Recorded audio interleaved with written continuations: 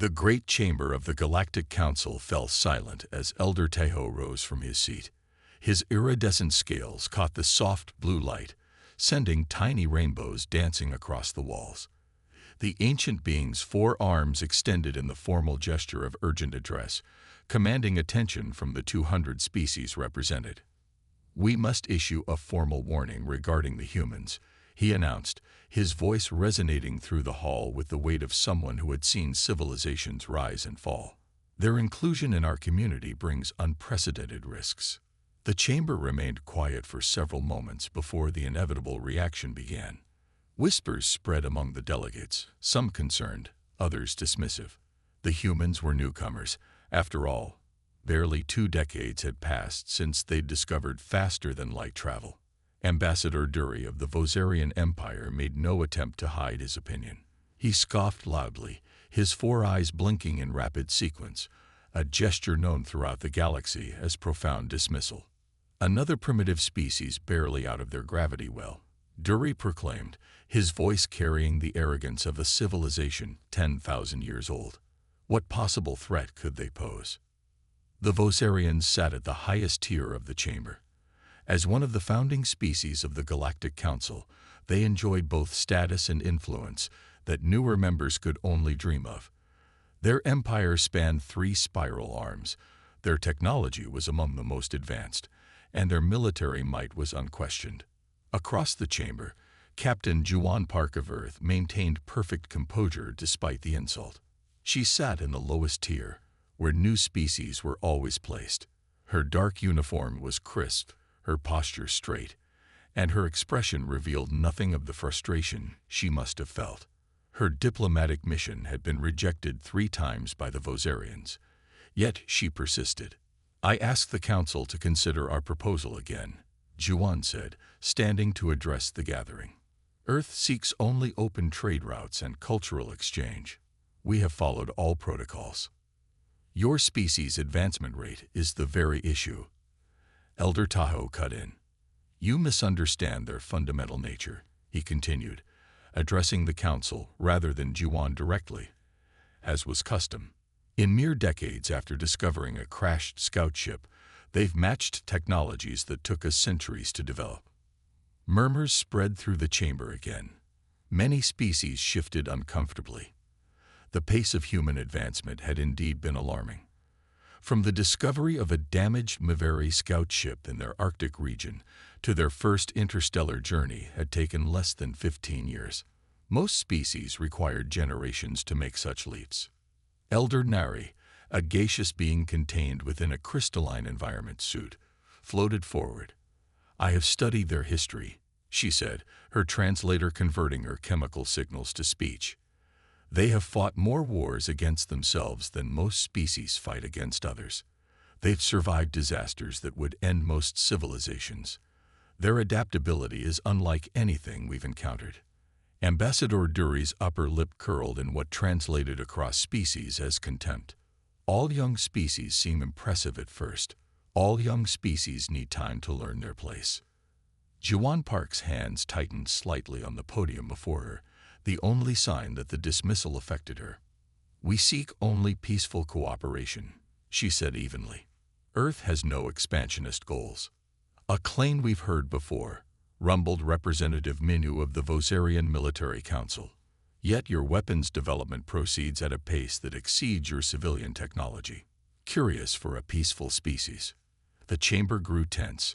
Many delegates looked away, unwilling to challenge the Vosarian representatives. The Empire's influence was too great, their trade agreements too valuable to risk. Elder Tahoe's scales darkened in what those familiar with his species recognized as concern. Humans adapt not merely through technology, but through behavior. They absorb and improve upon the ideas of others with remarkable speed. Their neural pathways form connections that our biologists find concerning. Are we now to fear how a species thinks? Ambassador Dury laughed. Perhaps the elder has grown too cautious in his 5 centuries. Captain Juwan Park stepped away from her podium. Earth respects the Council's concerns. We are willing to accept observers and establish transparent protocols for technological development. "Noble words," said Representative Minu with a dismissive flick of his hand. "Yet your ships approach our trading outposts with increasing frequency. Your communications probe our defense networks." "Standard exploration protocols," Juan replied, her voice steady. "We follow the same procedures as all Council species." The debate continued for hours, with factions forming quickly. Younger species, themselves once subject to the same scrutiny, showed sympathy toward Earth. Older civilizations, particularly those aligned with the Vosarians, expressed caution or outright hostility. By day's end, the Vosarian delegation had called for a vote. Their influence swayed enough representatives to pass a resolution. "The Council has spoken," Ambassador Dury announced with poorly disguised satisfaction. "A security cordon will be established around human space until further assessment of their intentions can be completed." Captain Juan's face remained neutral, but her eyes hardened. "Earth will consider this action carefully," she said, the formal language barely concealing a warning. As the session ended, Elder Tejo approached her quietly. "They do not understand what they provoke," he said softly. "I have seen this before. The Vosarians mistake youth for weakness. And what happens when that mistake becomes clear?" Juan asked. The elder's scales turned a deep, mournful blue. "History suggests the lesson will be painful. For everyone."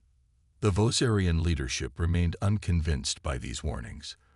By day's end, they had voted to establish a blockade around human space, citing their authority as a senior species. Ships were already moving into position as the Council adjourned, their energy signatures bright against the darkness of space. What none of them yet realized was that humans had been preparing for this possibility since first contact. They had always expected the worst, even while hoping for the best. It was, after all, the human way. The Vosarian blockade entered its third month, and the effects on human trade were becoming severe. Supply shortages affected the outer colonies first. Luxuries disappeared, then medicines, then basic supplies. Earth remained well stocked. But the message was clear: bow to Vosarian demands or suffer. Lieutenant Doyen stood at his station on the bridge of the CSS Horizon, his eyes fixed on the display. The Horizon was officially a patrol vessel, though its weapon systems were minimal, a requirement for all human ships under the Galactic Council's regulations for new species. "Captain," Doyen called, his voice tight with concern. "Vosarian vessels are targeting another transport. This time, it's a medical ship." Captain Juan Park moved to his station, her face showing nothing of the anger she must have felt. The medical transport was clearly marked according to Council protocols. It carried vaccines for the colony on Proxima B, where an outbreak threatened thousands. "Signal coming in from the Vosarian command ship," reported Communications Officer Minji. "They're demanding the transport submit to inspection. They claim suspected weapons smuggling." Juan's jaw tightened slightly. "Inform them again that this is a medical vessel on a humanitarian mission. Remind them that delaying these supplies violates Article 7 of the Council Health Accord." The bridge crew watched as the message was sent and received. The response came quickly. "They say all human vessels are subject to inspection, regardless of purpose," Minji reported. "They're giving the transport 2 minutes to power down engines." The medical ship was small and unarmed.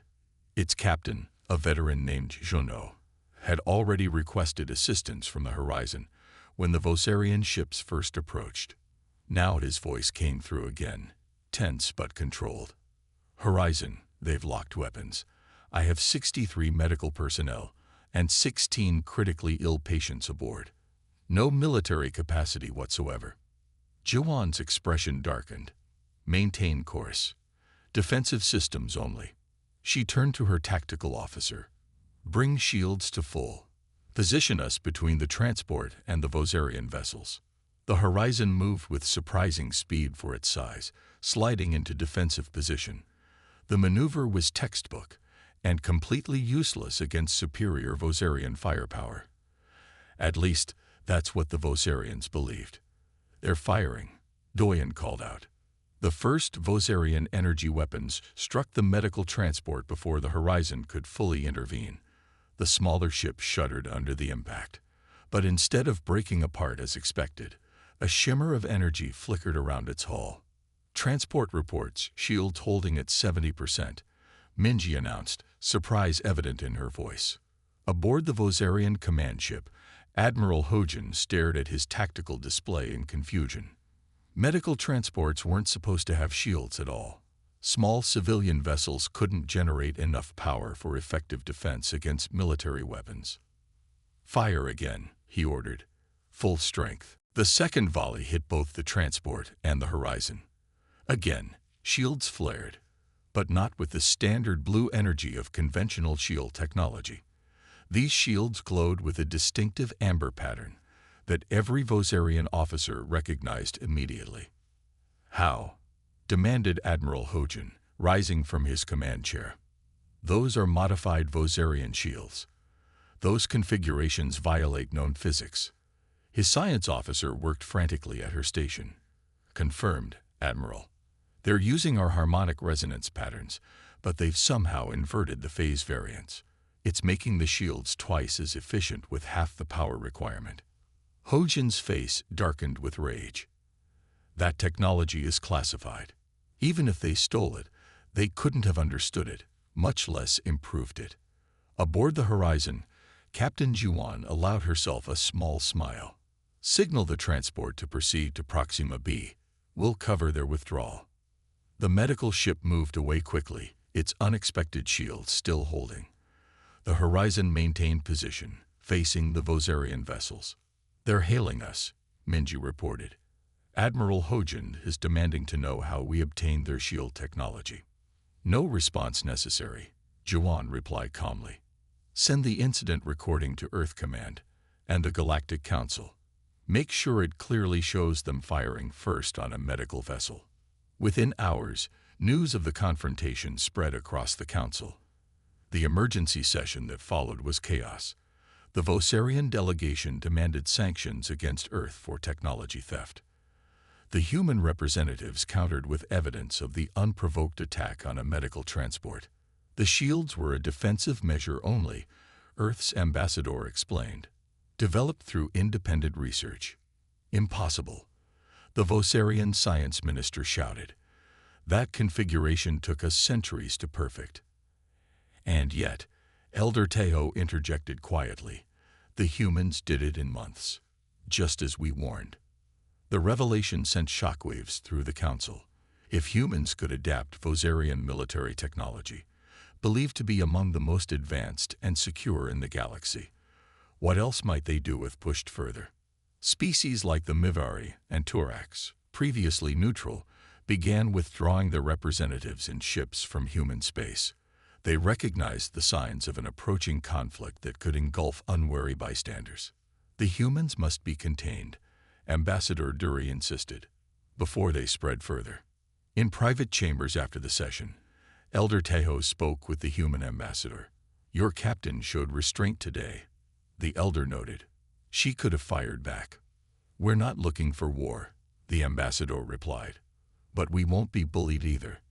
The Vosarians see your adaptability as theft rather than innovation, Tahoe said. They fear what they don't understand. And what do you think we should do?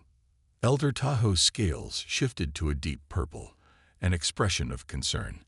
I think preparation would be wise. The Vosarians have never faced an opponent who could turn their own strengths against them. Wounded pride makes for dangerous decisions. Back on the Vosarian homeworld, Admiral Hojin stood before the High Command. The humans must be dealt with decisively, he urged. Their ability to adapt our technology poses an existential threat. The Vosarian Emperor nodded slowly. Then we shall eliminate the threat before it grows. Prepare a fleet. The human colonies will serve as an example to any who would challenge our dominance. The storm was coming, just as Elder Tejo had predicted, and it would change the galaxy forever. Proxima Centauri burned. The colony's night side glowed with unnatural fire visible from orbit, where Vosarian warships hovered in formation. The preventative strike had targeted key infrastructure, power plants, communication arrays, defense installations. But in the dense urban centers, Vosarian weapons had found thousands of civilian targets as well. Elder Tejo watched the incoming data streams with growing horror from the Council observation platform. The attack had been swift and without warning. No formal declaration, no ultimatum. Just sudden, overwhelming force against humanity's closest and most populous colony. "They'd gone too far," he whispered, scales fading to ashen gray. "This will not end as they expect." The Vosarian ambassador stood nearby, watching the same feeds with satisfaction. "A necessary action to preserve galactic stability," he announced to the gathered delegates. "The humans left us no choice after their technology theft." "Those were civilians," protested the Miveri representative. "Families, children, regrettable but unavoidable casualties," the ambassador replied smoothly. The human threat required decisive action. The council chamber fell silent as a new transmission cut across all channels. The holographic display showed a human, middle-aged, wearing a simple dark uniform with minimal decorations. His face was calm, but his eyes burned with controlled fury. "This is Admiral Sunho of the Human Defense Fleet," came the transmission. "The Vosarian Empire has committed an act of war against humanity. Their unprovoked attack on Proxima Centauri has resulted in the deaths of thousands of civilians. Their actions violate every principle of the Galactic Council." The Vosarian ambassador laughed. "Defense fleet? The humans have no military capacity beyond a few patrol vessels. This is empty posturing." But Elder Tejo had gone very still, his attention fixed on the scanning data now flooding in from across the sector. "Ambassador," he said quietly, "you might want to see this." Throughout the Proxima system, space itself seemed to ripple as hundreds of vessels dropped out of faster-than-light travel simultaneously. They appeared in perfect formation, warships of a design no one had seen before, sleek, dark, and radiating power signatures that made the monitoring systems glitch. No one had known this fleet existed. The Vosarian commander in orbit around Proxima sent an urgent message to his homeworld. Unknown vessels appearing throughout the system, numbers exceeding fleet capacity, requesting immediate reinforcements. But there was no time for reinforcements to arrive. The human vessels moved with precision that spoke of extensive training and preparation. They surrounded the Vosarian fleet in a three-dimensional encirclement pattern that left no escape routes. "This is your only warning," Admiral Sunho's voice came again. "Surrender or be destroyed." The Vosarian commander, following standard protocol, ordered all ships to open fire. Their weapons, the most advanced in known space, launched toward the human vessels. What happened next would be studied in war colleges across the galaxy for generations. The human ships didn't evade. Instead, their hulls shimmered with layered defensive systems that seemed to analyze the incoming fire, adapt to its frequencies, and neutralize it. Weapons that should have torn through metal instead dissipated harmlessly. Then the humans responded. Their first volley targeted engines and weapons systems with surgical precision, disabling rather than destroying.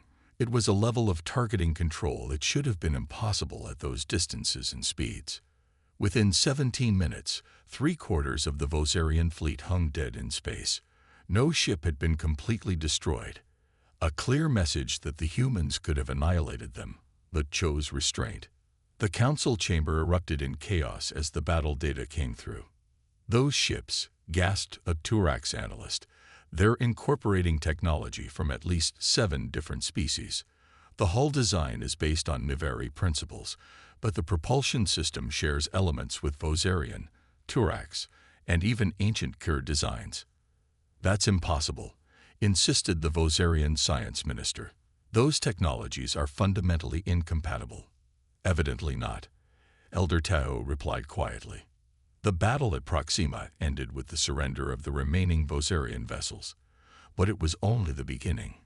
2 days later, at Taz City, the first major fleet engagement occurred when Vosarian reinforcements encountered the human advance. The battle shocked observers across the galaxy. Humans deployed vessels that seemed to violate known physics, combining technologies from dozens of species in configurations considered theoretically impossible.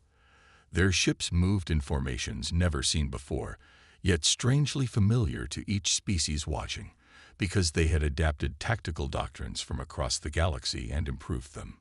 "They're using our own tactical formations against us," Vosarian Commander Taman reported in panic during the battle. "The pincer within a sphere approach is our most classified maneuver. But they've modified it. It's better, faster. How could they know this?" The answer, as the Council was beginning to understand, was uniquely human. Where other species developed technologies linearly, humans thought laterally. They saw connections no one else did, combinations no one had tried. In the Council chamber, representatives watched tactical displays with growing unease as humanity demonstrated warfare strategies adapted from every species they'd encountered. "Do you understand now?" Elder Teho asked the Vosarian ambassador. "This is what we warned about. Humans don't just learn, they synthesize. They take concepts from a dozen sources and create something new." "This can't be happening," the ambassador whispered. "They were primitives just decades ago." "Yes," agreed Tayo. "And in those few decades, they studied everything about us. While we dismissed them, they were learning, preparing." The Miveri representative turned to the elder. "Will they stop at defeating the Vosarians, or will they come for the rest of us next?" Elder Teho watched as another Vosarian battle group surrendered. "That depends entirely on what we do next." They remember who stood silent while their people died, but they also remember who spoke against it. The war had only just begun, but already the galaxy was changed forever.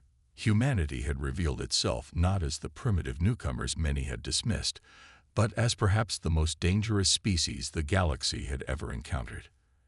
And they were just getting started. The Grand Palace on Vos Prime gleamed under twin suns, its crystal spires catching the light in defiance of the growing darkness that surrounded the Vosarian Empire. Inside the High Command Center, Emperor Minho paced before the strategic display where red indicators showed human fleets advancing steadily toward the core worlds. 3 weeks had passed since the battles at Ta City, 3 weeks of continuous Vosarian defeats. Vessels that had served with distinction for centuries now drifted as dead hulks, or worse, had been captured intact by human forces. "How many ships remain in the home defense fleet?" the Emperor demanded. Admiral Kiju consulted his data pad, his 4 eyes blinking rapidly in distress. 47 capital ships, 120 support vessels. But fuel reserves are critical. The humans have somehow disrupted our supply lines. Emperor Minho's fist struck the table. "Impossible. Our encryption is unbreakable." Yet they knew precisely where to strike. Admiral Kiju replied softly. "Just as they knew our battle formations, our shield frequencies, our weapon configurations." The Emperor turned to the assembled High Command. These were the finest military minds of a species that had dominated galactic affairs for millennia. Now they looked tired, confused, defeated before the final battle had even begun. "Surrender is not an option," Emperor Minho declared, his voice carrying the weight of 10,000 years of Vosarian pride. "We will defend our homeworld to the last ship, the last soldier, the last breath." The transmission was sent throughout Vosarian space and to the advancing human fleet. The response came within minutes, displayed on the main screen of the command center. Admiral Sunho's face appeared, as calm as it had been when he first announced the existence of the human defense fleet. "Then neither is mercy," he said simply before the transmission ended. In the Galactic Council chamber, representatives from across the galaxy watched the unfolding events with growing alarm. What had begun as a simple border dispute had escalated into the most significant conflict in 10 millennia. Species that had been neutral were now choosing sides, most aligning with the humans whose victory seemed increasingly certain. "We should intervene," suggested the Turax representative. "Force a peace before more worlds burn." Elder Teho shook his head slowly. "Too late for that. The humans offered peace multiple times. Each offer was rejected with increasing hostility. But the Vosarian homeworld, millions of civilians. I do not believe the humans will target civilians, Elder Tahoe replied. Observe their pattern. They disable military assets with remarkable precision. They've evacuated Vosarian colonies before occupying them. They don't fight like conquerors, observed Elder Tahoe, his ancient eyes watching the tactical displays. They fight like survivors with nothing to lose. The Miveri representative nodded. My people have already signed a non-aggression pact with Earth. They were surprisingly reasonable in their terms. One by one, alien civilizations rushed to establish alliances with humanity, recognizing too late the warning signs they'd ignored. Species that had dismissed humans as primitives now sought their protection. Those who had traded with Earth despite the Vosarian blockade found themselves rewarded with favorable agreements.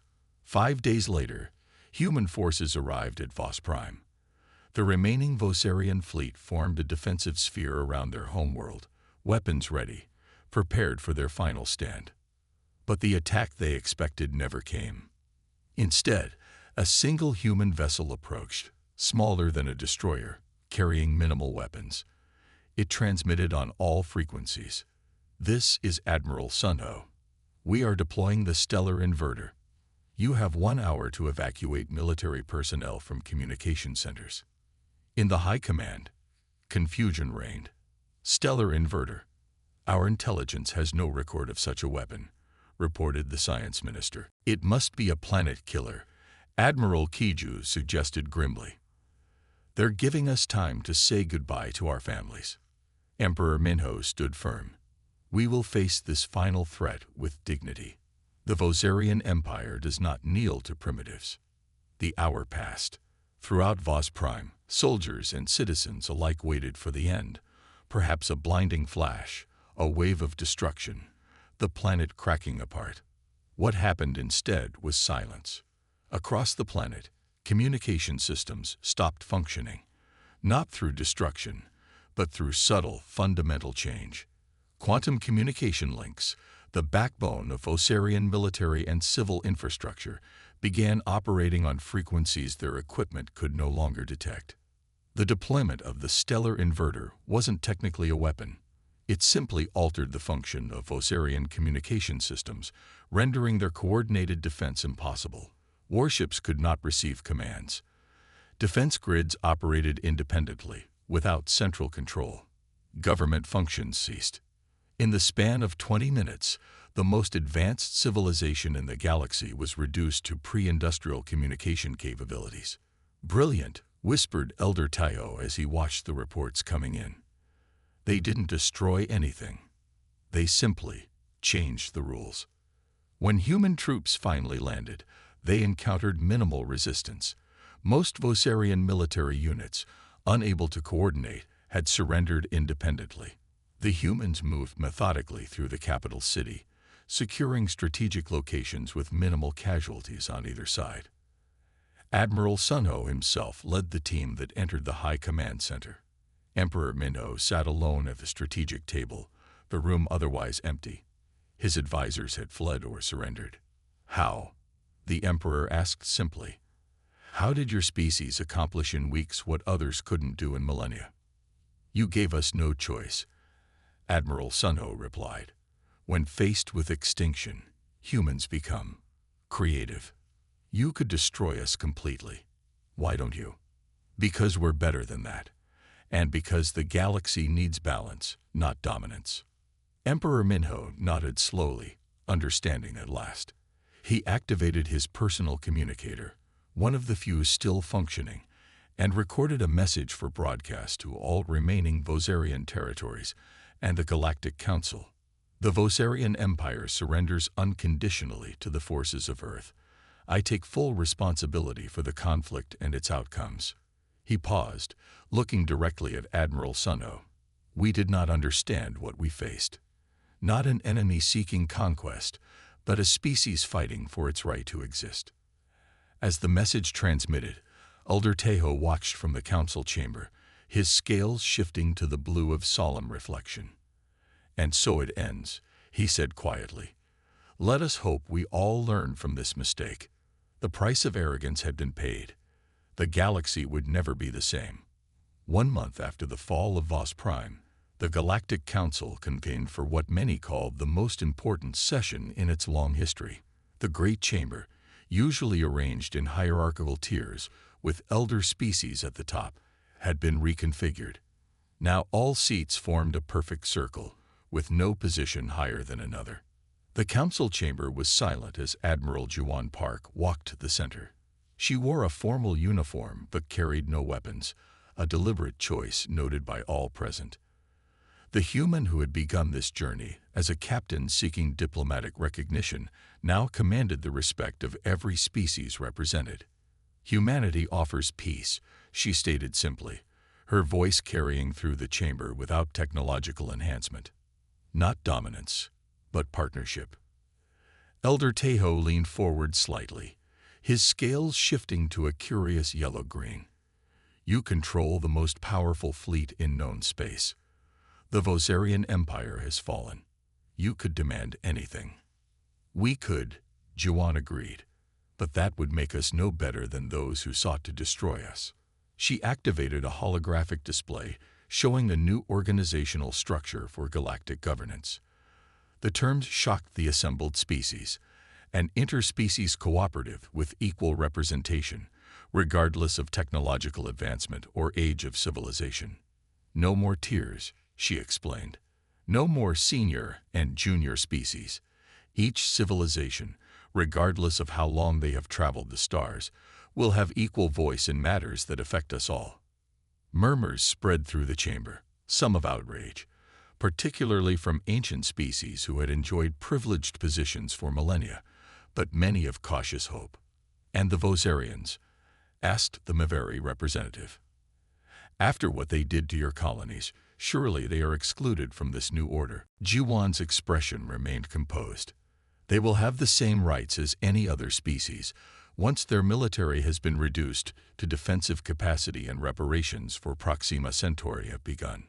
From the section once reserved exclusively for the Vosarian delegation, a single figure rose. Jinwu, once a mid-level diplomat, now represented what remained of his civilization's government.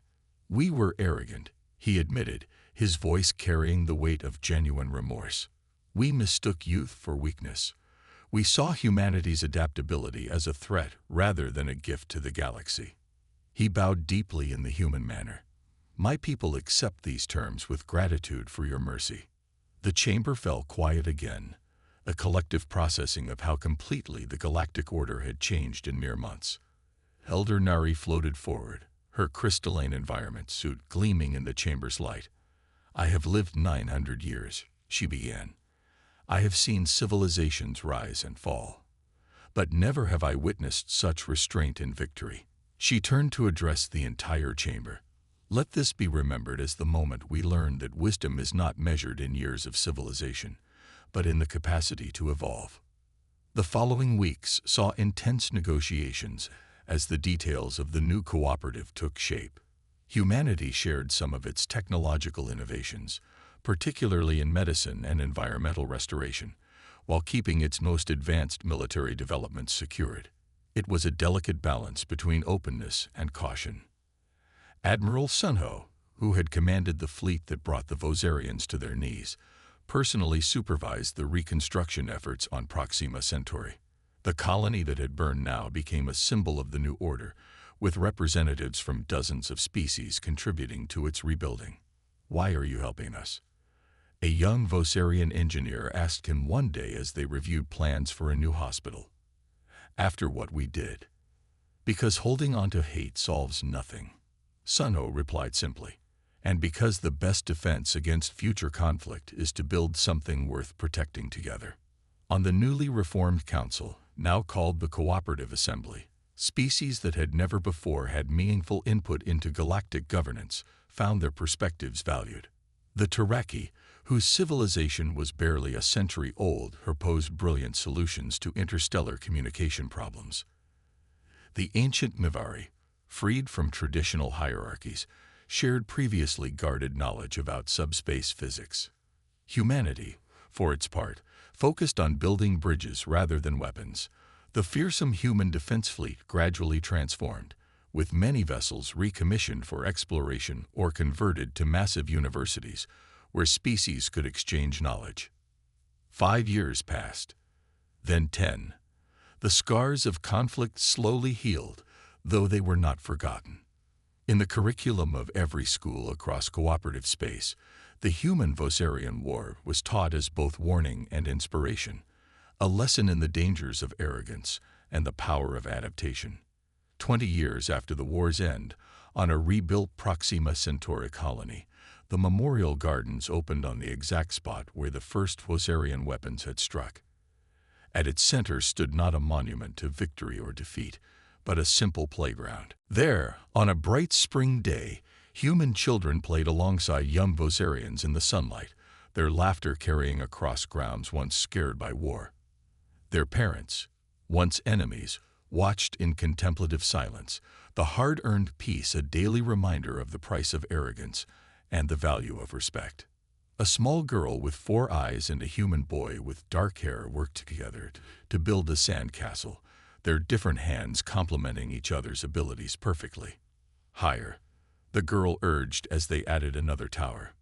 Wider at the base, the boy suggested, showing her how to reinforce the foundation.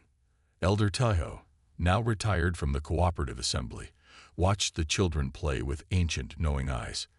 Beside him stood Admiral Juwan Park, her hair now streaked with gray. Was it worth it? The elder asked quietly. All the sacrifice to reach this point.